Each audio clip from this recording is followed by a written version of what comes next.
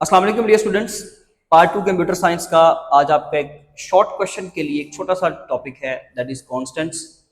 Constant basically एक ऐसी value को कहते हैं जो throughout the program change नहीं हो सकती। A value that can not change throughout the program, that is termed as constant. उसको हम कांस्टेंट कहते हैं। कांस्टेंट हमारे पास जो है वो दो तरह का होता है, याद रखिएगा। एक जो है न्यूमेरिक कांस्टेंट एंड नंबर 2 पे करैक्टर कांस्टेंट। करैक्टर कांस्टेंट या न्यूमेरिक कांस्टेंट, कांस्टेंट जब हम बनाते हैं ना तो वो एक ऐसी वैल्यू होती है जो अब हमने चेंज नहीं करनी, यानी कि पूरे प्रोग्राम के अंदर उसकी वैल्यू में चेंज नहीं आएगा। जैसे वेरिएबल का कॉन्सेप्ट होता है ना कि वेरिएबल जो वैल्यू चेंजेबल होती है उसका मतलब ही होता है कि वो चेंज हो सकती है, लेकिन कांस्टेंट कभी भी चेंज नहीं हो सकता। उसको क्रिएट करने का मेथड क्या है कि जो वेरिएबल जो कांस्टेंट आप एज अ मैक्रो क्रिएट करते हो उसके लिए हम लोग एक प्री प्रोसेसर डायरेक्टिव यूज करते हैं। उसमें एक डायरेक्टिव है हैश डिफाइन। हैश डिफाइन के सामने अब हम अपना मैक्रो नेम लिखेंगे। It's a form of a constant, यानी कि हम लोग यहाँ पे क्या लिखेंगे, कोई भी कांस्टेंट नेम। मैंने कांस्टेंट नेम के तौर पे लिखा पाई, जिसकी वैल्यू है जी 3.1416। लिखने का फॉर्मेट भी यही होगा, हैश डिफाइन, आपकी pre processor directive name, then आपका कांस्टेंट नेम यानी कि वो मैक्रो नेम, एंड देन उसकी वैल्यू। तो ये आपका कांस्टेंट बन गया। अब जब आप इसको कांस्टेंट को क्रिएट कर लोगे ना तो थ्रू आउट द फाइल, जब तक वो फाइल आपकी चल रही है उसमें आप लोग लेट सपोज यहां पर ये वर्ड मेन का फंक्शन बना लो नीचे सी लैंग्वेज में। आप इस कांस्टेंट को यहां एक्सेस कर लो, यहां एक्सेस कर लो, कोई इशू नहीं है। उसकी वैल्यू जो है वो पाई की सेम रहेगी और पाई कैन नॉट बी चेंज। अब आप इस वैल्यू को कभी भी बदल नहीं सकते, वरना वेरिएबल में हम मोस्टली ये करते हैं x इज इक्वल टू 10, मैंने उसको स्विच करवा लिया, नेक्स्ट लाइन पर ही मैं लिख देता हूं x प्लस प्लस, उसमें मैंने इंक्रीमेंट करवा लिया, मैंने लिख दिया x is equal to 10 plus 5, मैंने चेंज करवा दिया।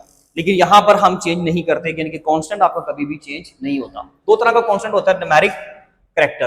न्यूमेरिक को फर्दर दो हिस्सों में तकसीम किया जाता है, जैसे कि उसमें इंटीजर भी हो सकता है और उसमें फ्लोटिंग पॉइंट यानी कि रियल नंबर भी हो सकता है। ठीक है जी, फ्लोटिंग पॉइंट या रियल नंबर।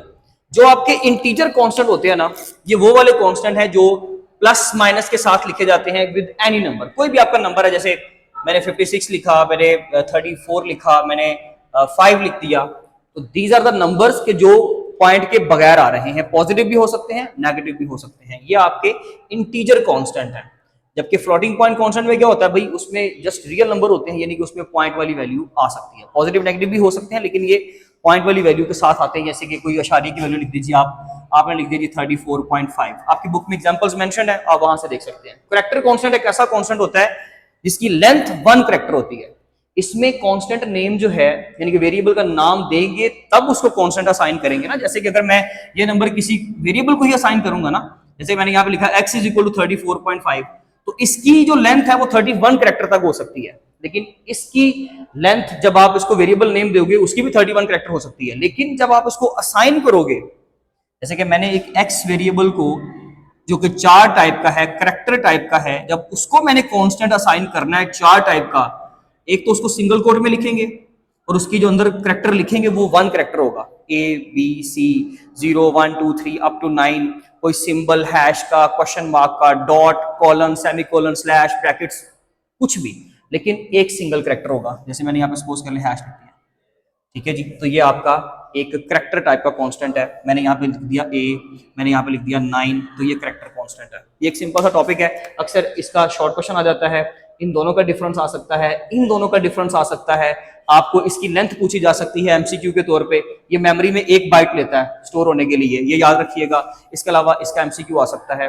ये ओवरऑल एक शॉर्ट क्वेश्चन का टॉपिक है। मिलेंगे अब हम इंशाल्लाह अपनी नेक्स्ट वीडियो में, तब तक अपना बहुत ख्याल रखें। थैंक यू सो मच, अल्लाह हाफिज़।